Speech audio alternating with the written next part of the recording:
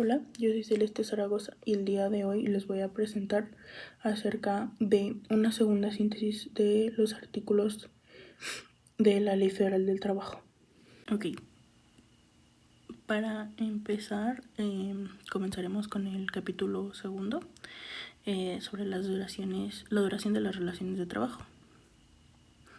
Empezamos con el artículo 36, que establece que las relaciones de trabajo pueden ser por tiempo determinado, por temporada, por tiempo indeterminado o sujeto a alguna prueba o capacitación.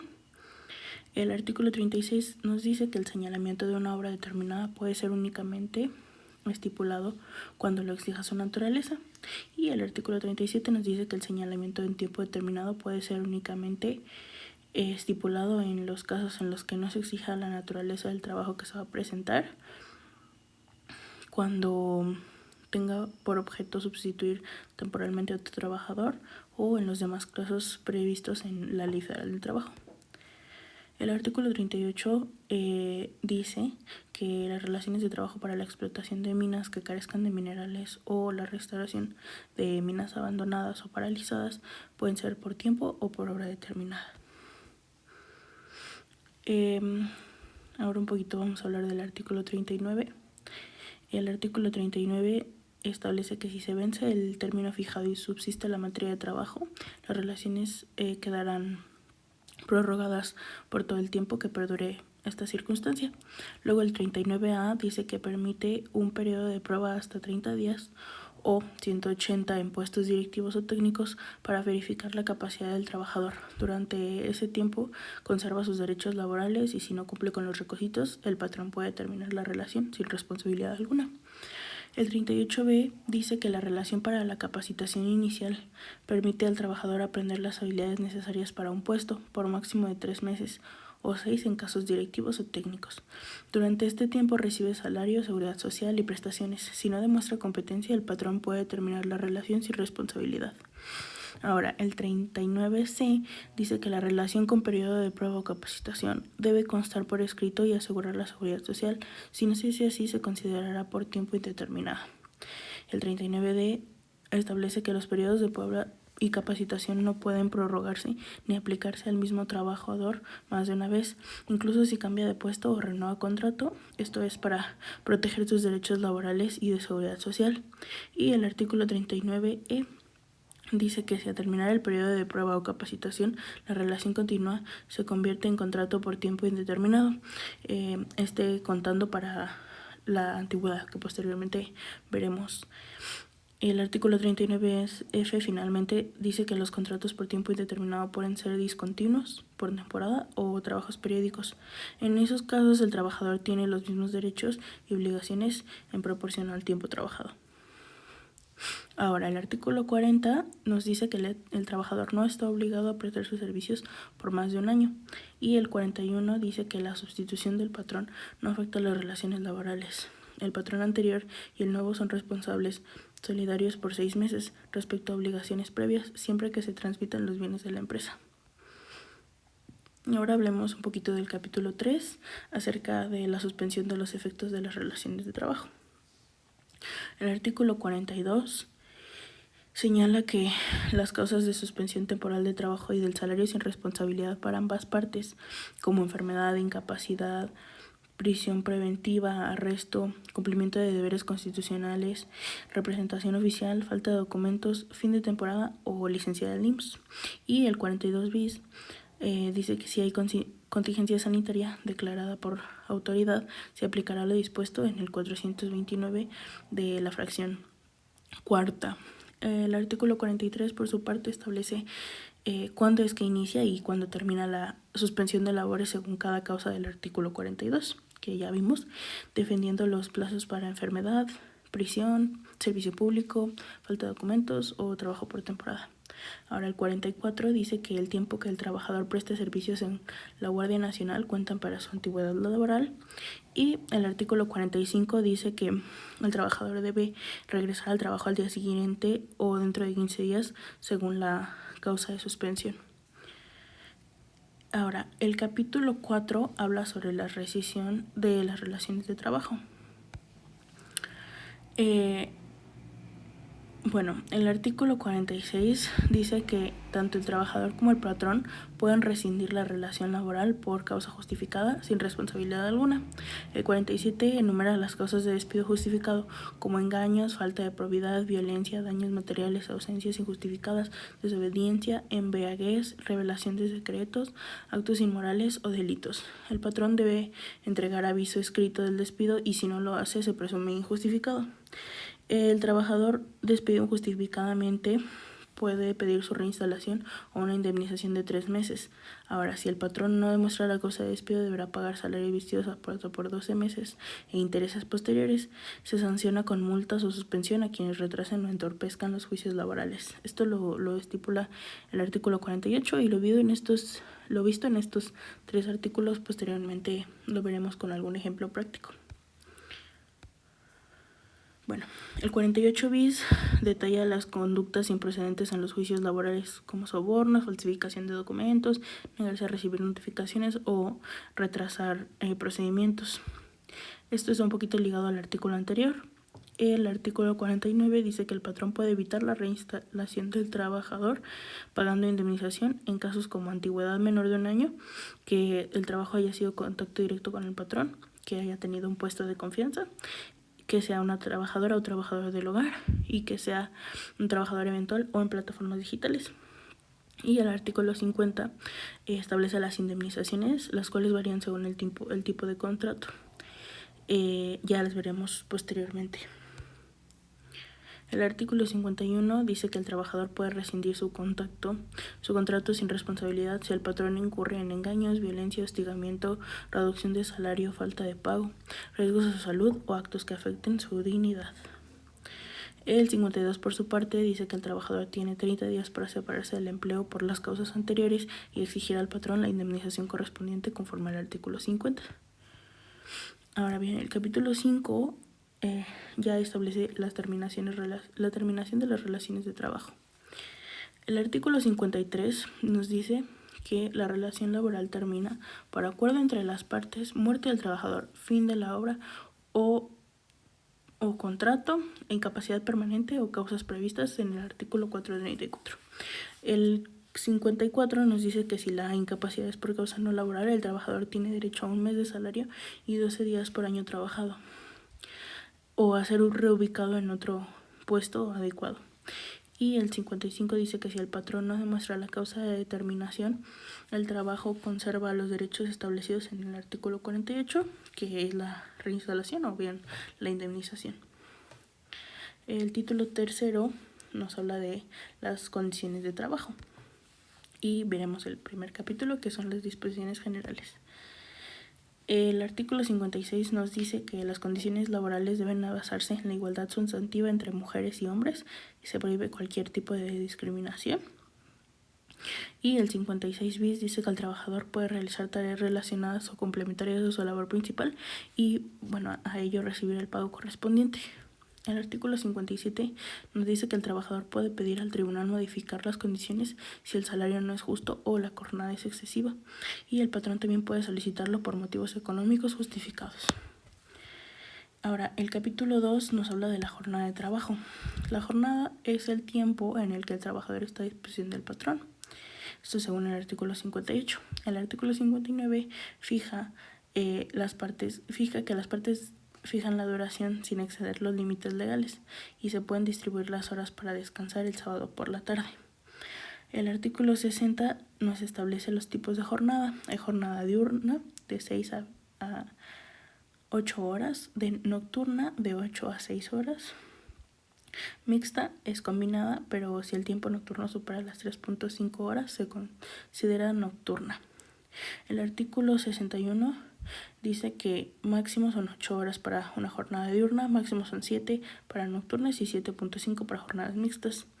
El artículo 62 dice que se debe respetar lo dispuesto en el artículo 5º fracción 3 sobre la libertad del trabajo.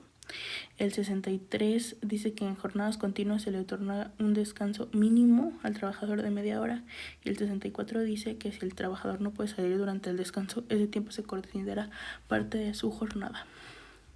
El 65 por su parte nos dice que en los casos de emergencia o riesgo puede prolongarse la jornada lo necesario para evitar daños.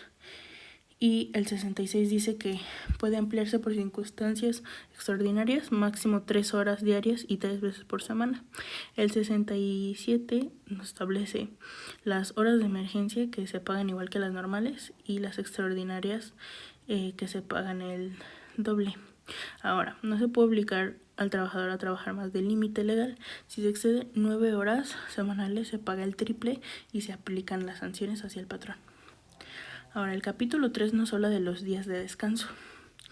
El artículo 69 establece que por cada 6 días trabajados el trabajador tiene derecho a un día de descanso con salario completo. El artículo 70 por su parte nos establece que en trabajos que no pueden interrumpirse el patrón y trabajadores acordarán qué días se les otorgará el descanso semanal. Y el 71 dice que el domingo debería o se procuraría que sea el día de descanso, y si el trabajador labora en el domingo tiene derecho a una prima dominical del 25% sobre su salario diario. El artículo 72 nos dice que si el trabajador no trabaja todos los días de la semana o trabaja para varios patrones, recibirá el pago proporcional del descanso semanal según los días laborales. Y el 73 nos dice que el trabajador no está obligado a trabajar en su día de descanso. Si lo hace, debe recibir el pago doble, además del salario normal. Ahora el 74 nos establece los días de descanso obligatorio, que son el 1 de enero, el primer lunes de febrero por el 5 de febrero, el tercer lunes de marzo por el 21 de marzo, el 1 de mayo, Día del Trabajo, el 16 de septiembre, el tercer lunes de noviembre por el 20 de noviembre, el 1 de octubre cada 6 años, que es la transmisión del Poder Ejecutivo Federal, el 25 de diciembre, y el que determinen las leyes electorales en caso de jornada electoral. Ahora bien, el artículo 75 nos dice que los días de descanso obligatorios, si se trabaja, se debe de pagar el doble de salario adicional, además del pago normal. Y si no hay acuerdo sobre quién trabajará esos días, el Tribunal Laboral resolverá. Ahora, el capítulo 4 no vamos a verlo para efectos de esta presentación. Sin embargo, es necesario mencionar que está aquí en este libro y pues sí. Ahora, el capítulo 5. El capítulo 5 empieza con el artículo 82 y nos dice que el salario es la retribución que el patrón paga al trabajador por su trabajo. Puede fijarse por tiempo, obra, comisión, precio alzado u otra forma, y debe ser remunerado y nunca menor al salario mínimo. Si se paga por hora, no puede exceder la jornada máxima ni reducir los derechos laborales.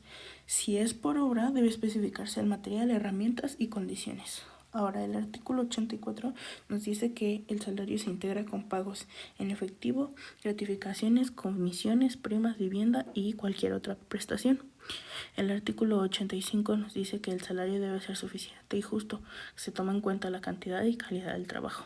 El trabajo por obra tiene que ser al menos el salario mínimo diario. El artículo 86 dice que al trabajo igual, salario igual, en las mismas condiciones y eficiencia. Se deben promover acciones para eliminar la brecha salarial de género. Y el artículo 87 dice que todo trabajador tiene derecho a un aguinaldo anual de mínimo 15 días de salario pagado antes del 20 de diciembre. Si no ha trabajado el año completo, se le paga una parte proporcional. Y el 88 dice que el salario se paga máximo cada semana en un trabajo manual o cada 15 días en cualquier otro trabajo.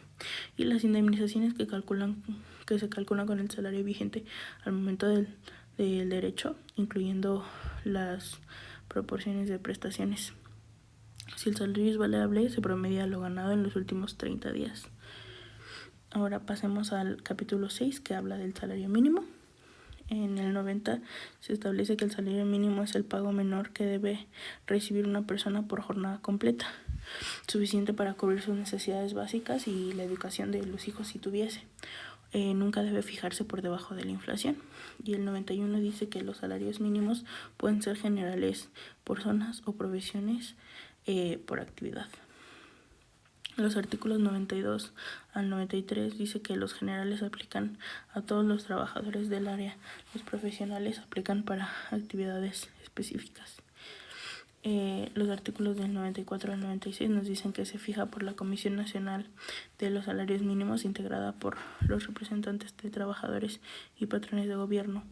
Esta comisión determina las áreas geográficas donde rige cada salario. El artículo 97, por su parte, nos dice que el salario mínimo no puede descontarse ni reducirse, salvo pensiones alimenticias, rentas, créditos de vivienda o consumo, y solo dentro de los límites legales. El capítulo 7 nos dice cuáles son las normas protectoras y privilegios del salario. El artículo 98 dice que el trabajador dispone libremente de su salario. El 99 que es un derecho irrenunciable. El 100 dice que el pago debe hacerse directamente al trabajador o a su apoderado utilizado. El 101 dice que el pago se hace en dinero de curso legal, no se permite pagar con vales o mercancías, puede pagarse por medios electrónicos siempre con consentimiento del trabajador. El 102 dice que las prestaciones en especie deben ser adecuadas y proporcionales al salario. El 103 dice que puede crearse tiendas o almacenes para trabajadores siempre que no haya coacción para comprar, los precios sean justos y haya participación de los trabajadores en su administración. Ahora, el 103 bis dice que el Instituto del Fondo Nacional para el Consumo de los Trabajadores otorga créditos accesibles y promueve el ahorro. Ahora, en los artículos 104 al 106 nos dice que no se puede ceder ni compensar salarios, que el patrón no puede suspender el pago salvo en los casos previstos por la ley. El 107 dice que está prohibido multar a los trabajadores, y el 108 y 109 hablan de que el pago debe hacerse en el lugar de trabajo y el día laborable o durante el final de la jornada. El artículo 110 dice que solo se permiten descuentos específicos como anticipos, rentas, cuotas sindicales, pensiones, créditos de vivienda o consumo. El 111 dice que las deudas con el patrón no generan intereses. El salario solo puede ser embargado por pensiones alimenticias. Ningún otro es válido.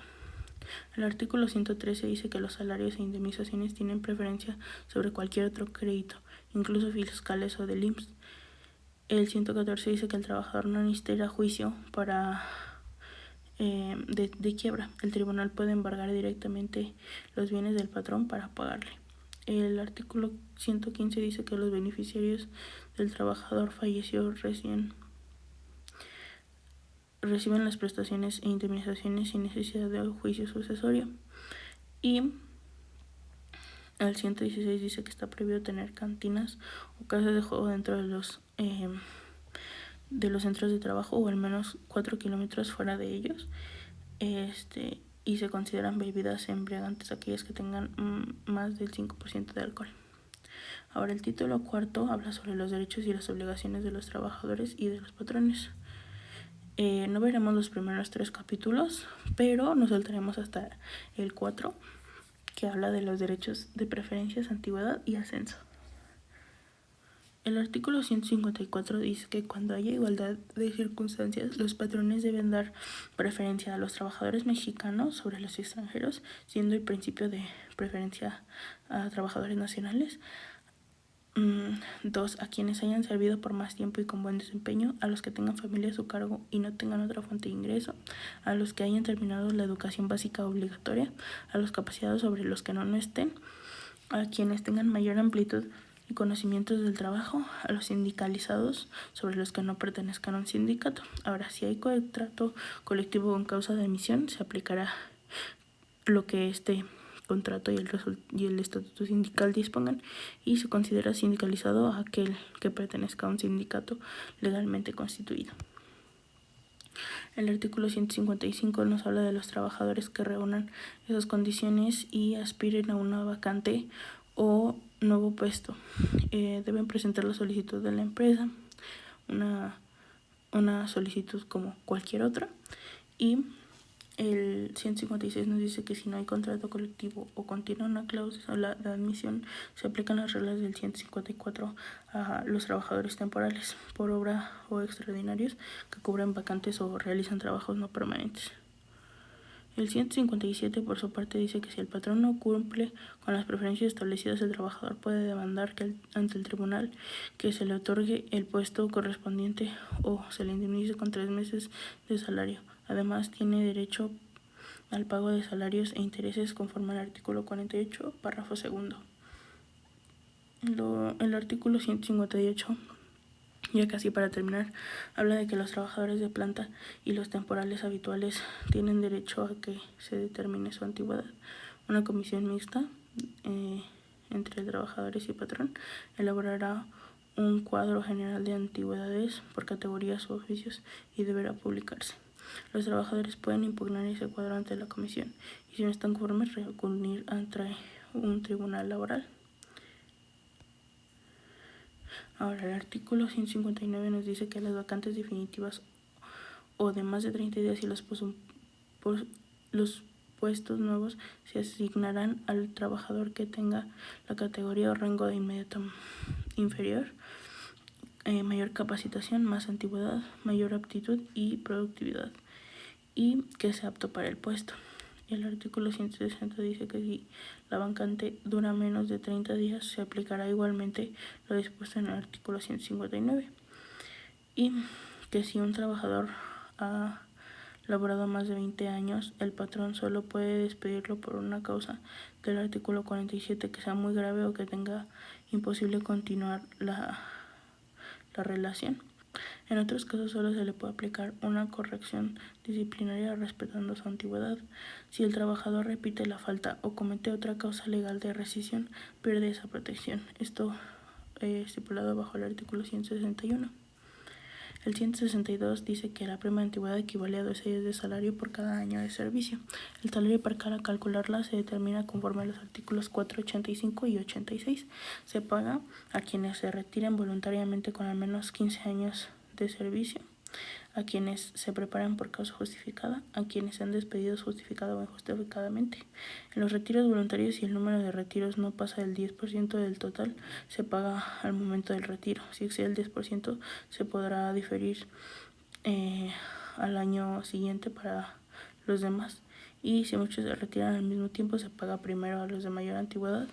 En caso de muerte del trabajador, la prima se paga a sus beneficiarios y la prima de antigüedad se paga además de cualquier otra presentación laboral que corresponda. Bueno, una vez concluida la síntesis teórica de los artículos, proseguiremos a un ejercicio práctico para explicar un poquito mejor lo aprendido. Bueno, ahora resolveremos un ejercicio acerca de Ana Laura Moreno, quien trabajó en la empresa Curie & Co, el SADCB, con un contrato por tiempo determinado anual, el cual inició el 15 de marzo del 2017 y se fue renovando anualmente hasta el 15 de marzo del 2022. Durante este tiempo percibió un salario integrado que comprendía una cuota fija quincenal de 5,300 pesos, un bono de puntualidad de 530 pesos, vales de despensa de 1,600, y su jornada laboral era de lunes a sábado de 8 a 2 y se trabajaba 8 horas diarias y era diurna. En la última quincena que trabajó, él laboró los días 7, 8 y 10 de marzo 8 horas extraordinarias cada una, debido a que cubrió otro trabajador en su turno, y trabajó también un domingo y sus días de descanso durante esa quincena. En marzo del 2022, el 15 de marzo del 2022, la empresa le notificó su despido injustificado. Ana Laura no recibió el pago de su última quincena, por lo que demandó ante el Tribunal Laboral solicitando la reinstalación de su puesto. El patrón se negó a reinstalarla y alegando que el contrato era por tiempo determinado y que había concluido. Entonces, el 20 de mayo del 2025, el tribunal emitió la sentencia condenando a la empresa Curie & Co SADCB al pago determinado de las siguientes prestaciones. Inciso A, la última quincena no pagada. Inciso B, las horas extras. Inciso C, el pago de días de descanso y la prima dominical. Inciso D, el aguinaldo del 2022. Inciso E, la prima de antigüedad. Inciso F, la indemnización constitucional e indemnización por no reinstalación. Y el inciso G, salarios vencidos y no pagados, más intereses, conforme al artículo 48 de la Ley Federal del Trabajo. Ahora bien, primero teníamos que calcular el salario integrado quincenal, el cual se calcula dividiendo los 7.430 entre 15. Eso nos da 495.33, que es el salario diario que tenemos. Ahora, para la última quincena no pagada solamente había que sumar todos los bonos y vales que nos dio el patrón, y esa es nuestra última quincena no pagada. Y bueno, para sacar el salario diario lo dividimos entre 15, y para sacar el salario por hora entre 8. Ahora bien, para el tiempo extra trabajado vamos a multiplicar primero las horas en total que trabajó esa semana, que fueron 24. Eso lo multiplicamos por 3, porque se establece la Ley Federal del Trabajo que esas horas se pagan por 3, y luego por el número de horas extraordinarias que tenemos. Y ahora bien, algo que se me olvidó mencionar es que se entiende que de 1 a 9 horas son horas excedentes, y de 10 en adelante son horas extraordinarias. Las excedentes se pagan el doble, entonces es por eso que multiplicamos el 61.91 por 2, porque es el doble, por 9, que son las horas excedentes que tenemos permitidas. Esto lo sumamos y nos dio un total de 3.900.33. Para sacar los días de descanso y la prima dominical es necesario primero multiplicar y saber cuánto vamos a pagar, que es el pago doble, por los días de descanso que ha laborado esta persona, así como también sacar su prima dominical, que es el 25%, y eso lo multiplicamos por 2, porque en una quincena hay 2 domingos. Todo eso se suma para tener el pago total de los días de descanso y la prima dominical. Ahora, para sacar el aguinaldo, la ley establece que le tocará a cada alumno saber cuántos días ha trabajado. Si por 365 son 15 días, entonces tenemos que saber cuántos es el equivalente por los días trabajados. En este caso, nuestra trabajadora trabajó 74 días, entonces es un equivalente de 3.04 días laborados, a lo cual luego se multiplica por el salario diario, y eso se convierte en el 1.505 que ven por ahí. Luego vamos a checar un poquito la prima de actividad, la cual dice que se pagan 12 días por cada año trabajado, es decir, 5 por 12 son 60. Y como en este caso nuestro salario diario no supera al salario mínimo, no necesitamos usar el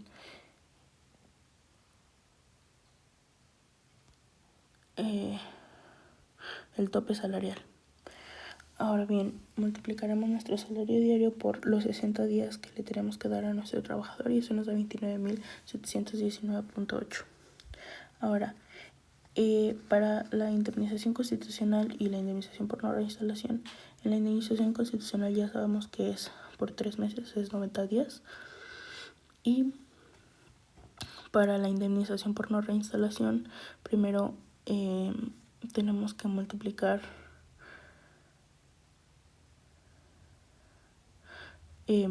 los 6 meses que por ley le tienes que pagar, nos da 80.159.4 por los 80 que le debemos de los 4 años. Entonces son 39.626.4, y esto sumado da 128.758.8, que es una indemnización por no reinstalación. Ahora, el 15 de marzo del 2022 al 20 de mayo del 2025 hay 3 años, 2 meses y 5 días, es decir, hay 38 meses. Bueno, esto es importante porque la mayoría de cálculos ahora se van a hacer por mes. Y bien, empezaremos diciendo que el salario diario son 495.33 por 30, que es para sacar el salario mensual, nos da 14.859.9. Esa persona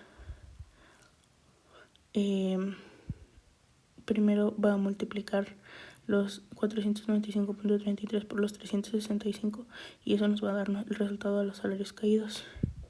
Y ahora la ley establece que se tiene que dar el equivalente al 2% de 15 meses laborados. Esto nos da 4.457.97, lo cual lo vamos a multiplicar por los meses de los salarios caídos que debemos y eso nos dará el resultado de los intereses de salarios caídos. Después la suma de ambos nos dará el resultado total de ello, es decir, 296.702.67.